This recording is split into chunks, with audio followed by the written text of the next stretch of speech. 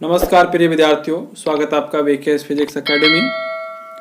देखिए, क्लास 12वीं के मई के अंदर एग्ज़ाम होने वाले हैं, तो हमारे पास बहुत ही कम दिन बचे हैं और हमें आपका टारगेट होना चाहिए, हमें 95 प्लस नंबर लेके आने हैं, क्योंकि हमारा सिलेबस है वो 40% कम कर दिया गया है। तो आपके पास बहुत ही बेहतरीन मौका है कि आपको सिर्फ 60% सिलेबस को कवर करते हुए अच्छे नंबर आप प्राप्त कर सकते हैं।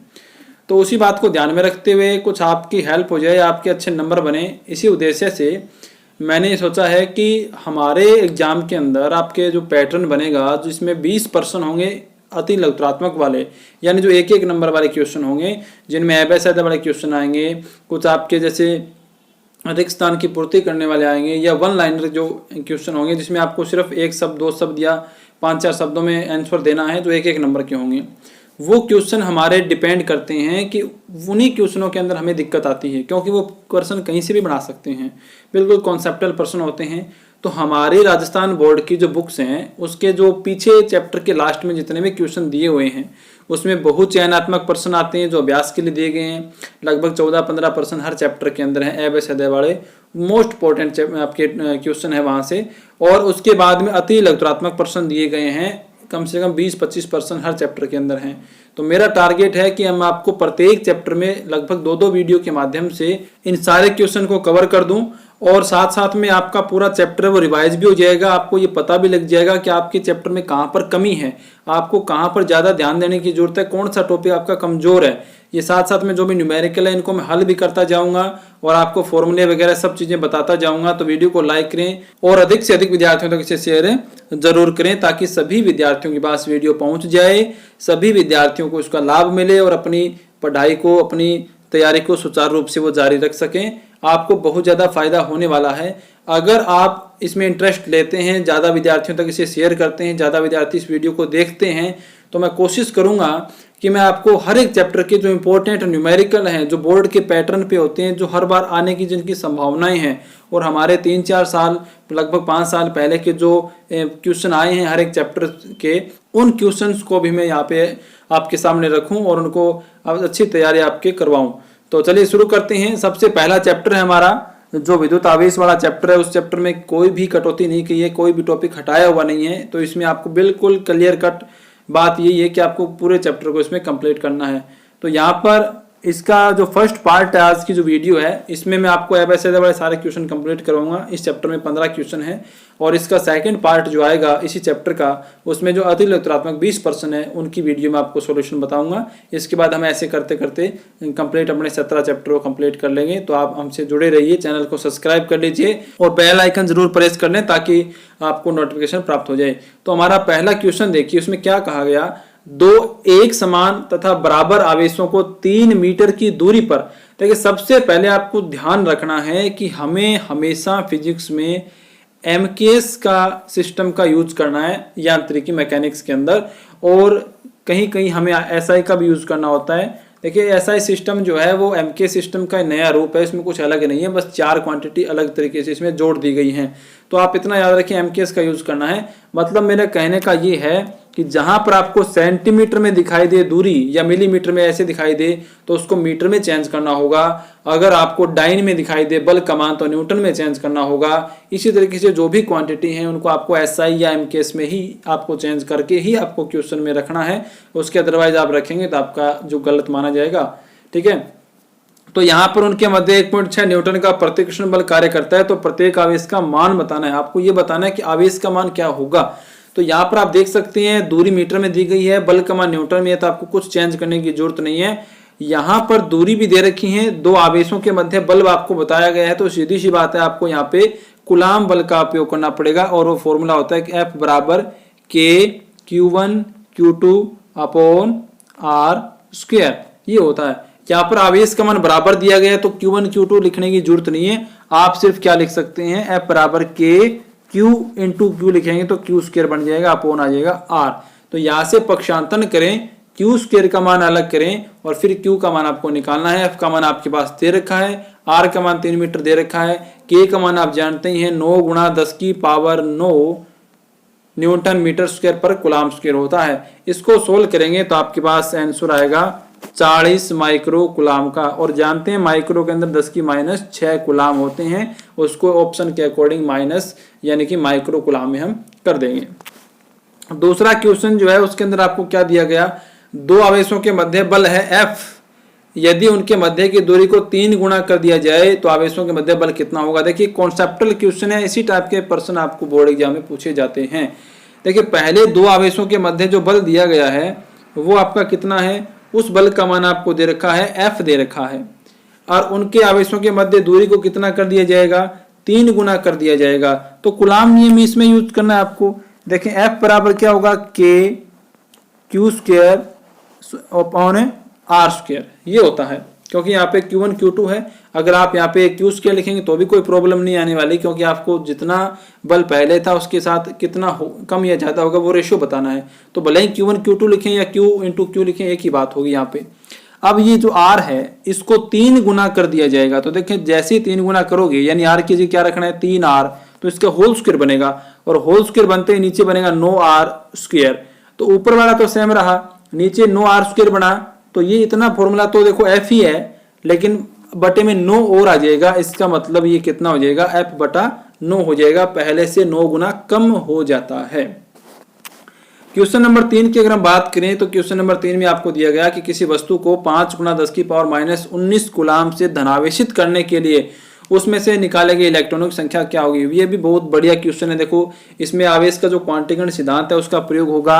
आप जानते हैं क्वांटीकरण सिद्धांत होता है Q बराबर Na, और आपको इलेक्ट्रॉनों की संख्या पूछी है, ध्यान रखना। तो यहाँ पे आप Q बटा क्या कर देंगे, E कर देंगे। Q का मान आपको दे रखा है, वस्तु का आवेश है, और E का मान आप जानते हैं इलेक्ट्रॉन का आवेश होता है। जब इसमें आप भाग देंगे तो आपके पास आएगा, उत्तर आएगा 3। ठीक है, इस प्रकार से आप इसको निकाल सकते हैं। देखिए एग्जैक्ट उत्तर तो यहाँ पे आपका जब भाग देंगे तो 3 पॉइंट समथिंग आएगा, लेकिन ऑप्शन में 3 है तो हमें इसको 3 ही मानना पड़ेगा।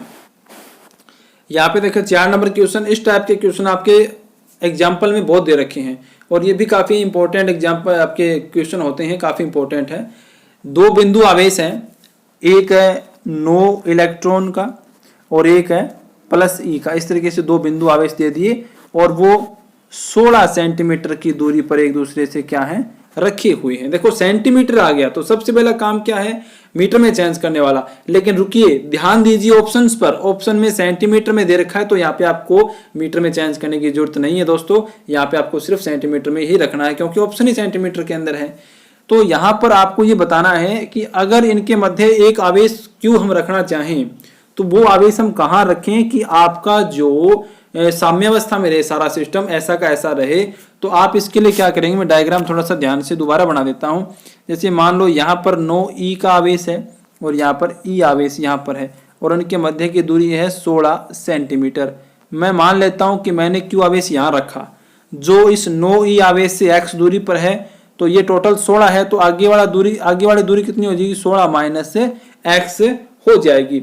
अब हमें क्या करना है, हमें 2 बार कूलाम नियम का यूज करना पड़ेगा। साम्यावस्था के लिए जितना बल यहाँ इनके मध्य लगेगा उतना ही बल इनके मध्य भी लगेगा, तभी साम्यावस्था में रह पाएंगे। तो हम इन दोनों आवेशों और इस दूरी को लेकर लेफ्ट साइड में आप कूलाम नियम लगा देंगे, और फिर आप इन दोनों आवेशों को लेकर राइट साइड में 16 माइनस x दूरी के लिए कूलाम नियम लगा देंगे, और वहां से हम कैलकुलेशन करेंगे, पक्षांतरण करेंगे, x का मान ज्ञात करेंगे। तो हमारे पास जो x का मान आएगा वो आएगा बी ऑप्शन आएगा, 12 सेंटीमीटर आएगा अपना। तो हम बोलेंगे 9 इलेक्ट्रॉन आवेश से 12 सेंटीमीटर दूर रखना होगा। बाई चांस आपको ऐसा पूछ लिया जाता कि भाई मेरे को प्लस E आवेश से कितनी दूर रखना पड़ेगा, तो हमने क्या माना था, इधर से x माननी थी और इधर वाली दूरी क्या थी, 16 माइनस x थी। तो आप क्या करते, 16 में से इस 12 को घटा देते तो आपका था 4 सेंटीमीटर। यानी इसके 2 उत्तर हो सकते हैं। अगर 9E आवेश से पूछे तब ये 12 सेंटीमीटर आएगा, अगर E से पूछे तो 4 सेंटीमीटर आएगा। इसी प्रकार 5 नंबर क्वेश्चन देखें, 2 समान गोले, देखिए समान गोले हैं मतलब आकार उनका सब एक जैसा है, जिन पर विपरीत और असमान आवेश हैं, और वो 90 सेंटीमीटर पर रखे गए हैं। तो 90 सेंटीमीटर पे तो यहाँ पर आपको इसकी पद्धति चेंज करनी पड़ेगी, इसको मीटर में लेके आना पड़ेगा। तो या तो आप 90 गुना 10 की घात माइनस 2 मीटर लिख दो, या 0.90 मीटर लिख दो, कैसा ही लिख सकते हो। ठीक है, इनको परस्पर स्पर्श करवा के देखिए, जब भी 2 समान आवेश या समान गोलों को स्पर्श करवाया जाता है तो उन पर जो आवेश आएगा, हमेशा आपको याद रखना है कॉन्सेप्टल क्वेश्चन है, वो उनके माध्य आवेश के बराबर आता है। दोनों आवेशों का मान जोड़ दीजिए और 2 का भाग दे दीजिए, वो माध्य आवेश आ जाएगा। उतना आवेश दोनों पर बराबर मात्रा में वितरित हो जाएगा। तो जब इनको रख दिया जाएगा तो वे 0.025 न्यूटन से क्या करने लग जाएंगे, प्रतिकर्षित करने लग जाते हैं। तो आपको ये बताना है कि दोनों का अंतिम आवेश है वो कितना होगा। तो इसमें ज्यादा आपको डिफिकल्ट नहीं है ये। आप ये मान लीजिए कि पहले आवेश जो भी था वो आवेश माध्य आवेश के बराबर है तो Q हो गया मान लो उसके बाद, और दोनों आवेश अगर Q1 और Q2 थे पहले तो ये माध्य आवेश का मान हो गया। तो इसमें आपको मान तो दे ही नहीं रखा। तो अब आप क्या करेंगे कि भाई Q आवेश यहाँ है और दूसरा आवेश यहाँ है, क्योंकि तो बराबर आएंगे स्पर्श करवाने के बाद। और अब इनके बीच की दूरी है वो है 0.90 मीटर, इस तरीके से, क्योंकि दूरी तो उतनी है। अब यहाँ पे आपको बल का मान भी दे दिया तो कूलाम नियम लगाएं, K(Q²/R = F। F का मान आपके पास है, आपके पास R का मान भी है, तो आपके पास K का मान तो आप जानते ही हो। तो आप यहाँ से कैपिटल Q का मान निकाल देंगे और वो आएगा 1.5 माइक्रो कूलाम आएगा। ए ऑप्शन आएगा। ये तो आपको देखो सोल्व तो आपको करने ही पड़ेंगे, क्योंकि मैं इतनी लंबी वीडियो नहीं बना सकता कि आपको सोल्व करके दिखाऊं, क्योंकि बहुत 15 क्वेश्चन है तो बहुत लंबी वीडियो हो जाएगी, अपलोड नहीं हो पाएगी। तो सोल्व करने में जितनी ज़्यादा अपनी स्पीड होगी उतना ही आपके एग्जाम में फायदा होगा। तो प्रैक्टिस कीजिए, प्रैक्टिस से ही आप जल्दी से जल्दी इसको कर सकते हैं। बिल्कुल इंपॉर्टेंट क्वेश्चन आपका बहुत ही आसान है। यदि 2 आवेशों के मध्य कांच की प्लेट रख दी जाए तो उनके मध्य कार्यरत विद्युत बल पहले की तुलना में कितना हो जाएगा। देखिए आपने पढ़ा होगा परावैद्युतांक डाइलेक्ट्रिक मीडियम के बारे में। डाइलेक्ट्रिक मीडियम क्या कहता है कि जब 2 आवेशों के मध्य निर्वात होता है तो लगने वाला जो कूलाम बल है, विद्युत बल है, वो सर्वाधिक होता है, अधिकतम होता है। जब कोई परावैद्युत माध्यम रख देते हो तो पहले की तुलना में क्या हो जाता है, कम हो जाता है।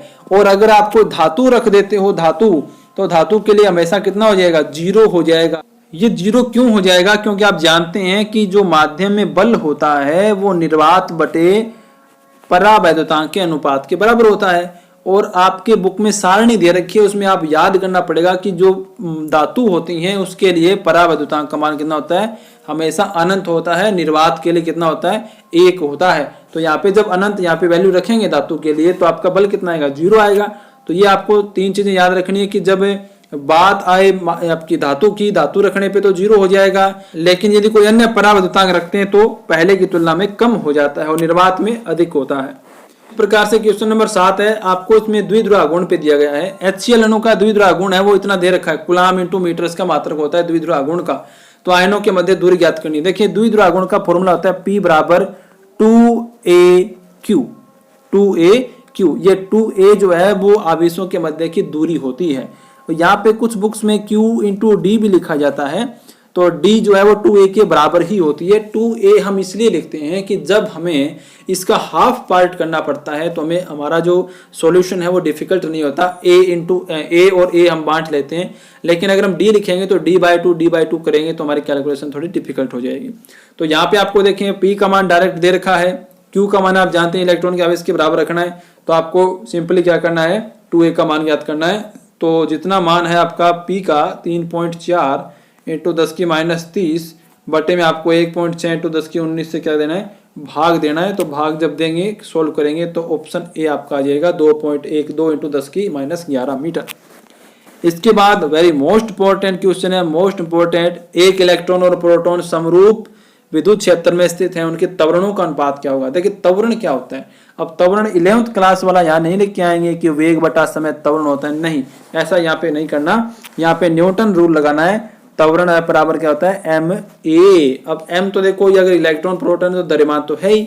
अब ये तो बल जो होता है वो तो यांत्रिकी में होता है यहाँ पर।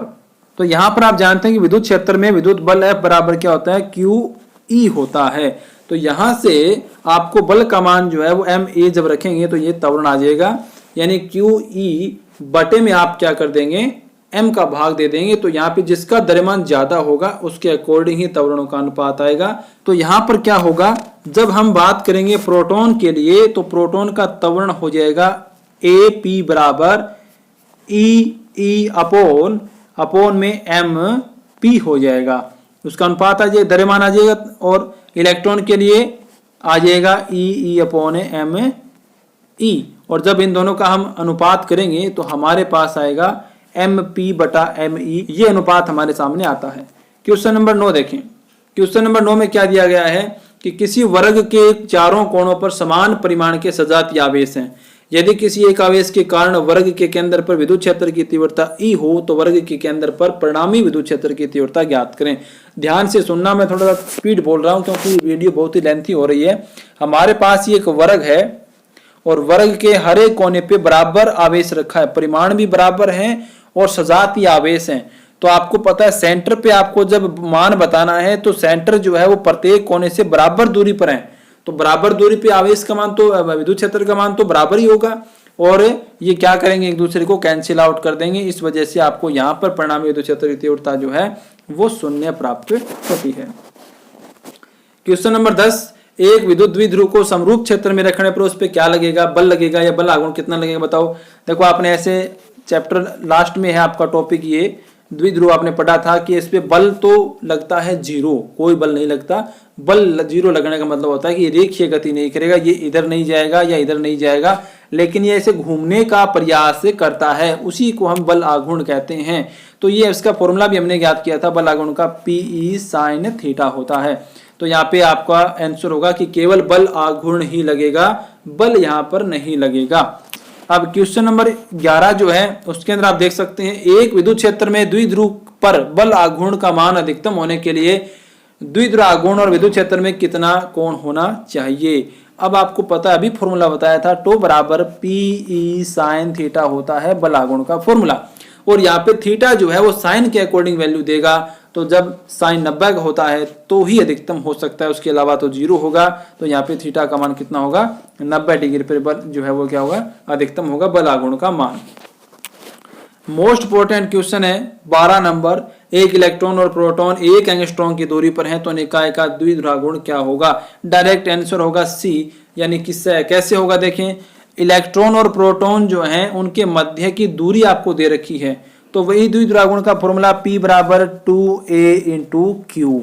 अब 2a का मान एक एंगस्ट्रॉम है, देखिए टोटल 2a का मान होता है, ये दूरी जो होती है, कभी आप a का रखो और इंटू गुणा 2 से गुणा भी कर दो, ऐसा नहीं करना, ध्यान रखना इस बात का। तो एक एंगस्ट्रॉम में 10 की माइनस 10 होती है, और Q यहाँ पे इलेक्ट्रॉन का आवेश जितना है, इलेक्ट्रॉन प्रोटॉन, इलेक्ट्रॉन है तो माइनस में लिया जाता है, प्रोटॉन है तो आवेश का मान परिमाण तो बराबर ही होता है, बस वो धनावेश में होता है, इतनी बात है। तो 1.72 इससे मल्टीप्लाई करेंगे तो 10 की घात -19 आएंगे, और यहाँ पे 10 की -10 आए, यानी टोटल कितने हो जाएंगे -29। तो 1.72 10 की -29 सेंटीमीटर नहीं है, कुलाम इंटू मीटर है, और इसका आणविक मात्रा डिबाई होता है, डिबाई याद रखें। क्वेश्चन नंबर 13 के अंदर क्या दिया गया है कि एक विद्युत द्विध्रुव के कारण अनुदैर्ध्य और अनुप्रस्थ स्थितियों पर समान दूरी पर स्थित प्रेक्षण बिंदु पर विद्युत क्षेत्र की तीव्रता का अनुपात क्या होगा। देखिए इस चैप्टर के कंप्लीट वीडियो जो है मैंने प्लेलिस्ट में डाल रखे हैं, वीडियो अपलोड कर रखे हैं, आप जाके देख सकते हैं अगर आप किसी टॉपिक में कंफ्यूजन रखते हैं तब। यहाँ पे आपने देखा था कि जब आप अक्ष और निरक्ष की बात करते हैं तो अक्ष पर जितना विद्युत क्षेत्र आता है निरक्ष पर उसका आधा आता है। अगर आप निरक्ष पर 1 मानते हैं तो अक्ष पे कितना होगा, डबल होगा। इसका मतलब पहले अनुदैर्ध्य दिया है तो अनुदैर्ध्य तो अक्ष वाली ही होती है, और अनुप्रस्थ को आप विषुवत बोल सकते हैं, निरक्ष बोल सकते हैं, इस तरीके से बहुत सारे नाम हैं। तो अनुप्रस्थ वाला बाद में, इसका मतलब ये बी ऑप्शन यहाँ पे राइट होगा। अनुदैर्ध्य पे अगर डबल है, 2 गुना है, तो अनुप्रस्थ पे कितना होता है, आधा होगा। 14वां क्वेश्चन देखें आप, यहाँ पे 14वां क्वेश्चन देखें, कुछ दूरी पर स्थित 5 माइक्रोकुलाम प्लस का और -5 माइक्रोकुलाम माइनस का है। 9 न्यूटन का आकर्षण बल वो एक दूसरे पे लगा रहे हैं, वो कुछ दूरी पर रखे गए हैं। इनको अगर आप स्पर्श करवा के उतनी दूरी पर रखेंगे तो कार्यशील बल कितना होगा। वीडियो को स्किप करके रोक करके आप इसका आंसर निकाल सकते हैं अगर निकालना चाहें। इसका आंसर होगा जी 0। 0 इसलिए होगा क्योंकि ये दोनों विपरीत प्रकृति के हैं। जब ये एक दूसरे से कुछ दूरी पर होंगे तब आकर्षण बल तो लगाएंगे, लेकिन जैसे इनको टच करवाओगे तो टच करवाने पे इन पे आवेश और माध्यावेश होगा, मतलब 0 हो जाएगा। दोनों समान प्रकृति, विपरीत प्रकृति की समान परिमाण है तो 0 हो जाएगा आवेश, तो कुछ लगेगा नहीं यहाँ पे बल।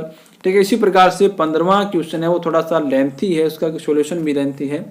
दो परिमाण के समान विजातीय आवेश परस्पर कुछ दूरी पर रखे हैं, उनके मध्य F न्यूटन बल कार्यरत है। यदि एक आवेश का 75% दूसरे आवेश को स्थानांतरित कर दिया जाए तो उनके मध्य पूर्व बल का मान कितना होगा। ये मैं आप पे रख रहा हूँ, आप इसको निकाल लेना। फिर मैं थोड़े हिंट में आपको दे देता हूँ।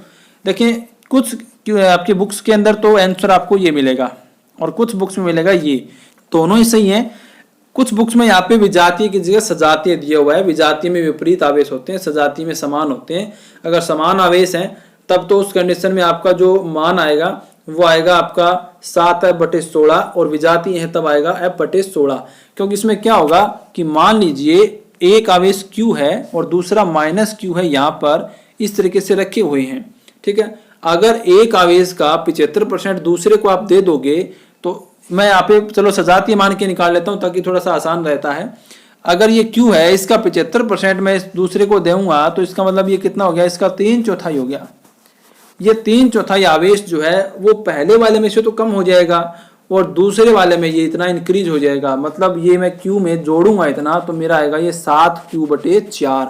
अब ये दो नए आवेश आ गए। पहले का कितना हुआ, पहले अगर 3/4 इसमें से निकल गया तो पहले के पास कितना बचा, 1/4 बचा कि नहीं बचा।